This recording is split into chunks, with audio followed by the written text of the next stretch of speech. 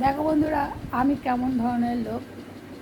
সেই 8টার সময় এসেছে, 8টা থেকে ডিউটি থেকে 8টার সময় এসেছে, 8টা থেকে শুয়েছিলাম, কোনো কাজ করিনি। হ্যাঁ, এখন বাজে 11টা, এখন আমার কাজ করতে হবে, মানে আলনাটাকে আমার গুছাতে হবে, এই জামা কাপড়গুলো গুছাতে হবে। জামা কাপড়ের টিভিটা দেখো, শুধু দেখো, এই যে দেখো, দেখেছো? এই টিভিটাকে এখন আমি গুছাবো। তোমাদেরকে একটু দেখাই। আমি দেখো চেয়ারটার অবস্থা দেখো কী হয়ে আছে, আর বালিশের ওয়ারটাও এখন ভরি নিয়ে ভরবো এখন।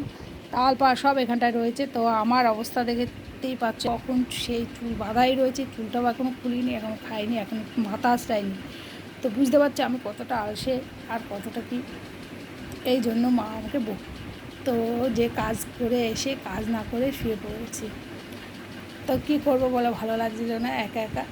তো এখন আমি এই জামা কাপড়গুলো গুছাবো, তারপরে খাবো, তারপরে ঘুমাবো। তোমরা সব খাওয়া হয়ে গেছে। কখন কোন কাজটা করব আমি নিজেই বুঝতে পারি না। তো এখন আগে এগুলো তো গুছাই। তো চলো দেখাচ্ছি তোমাদেরকে, এগুলো আমি গুছিয়ে নিই আগে, তারপরে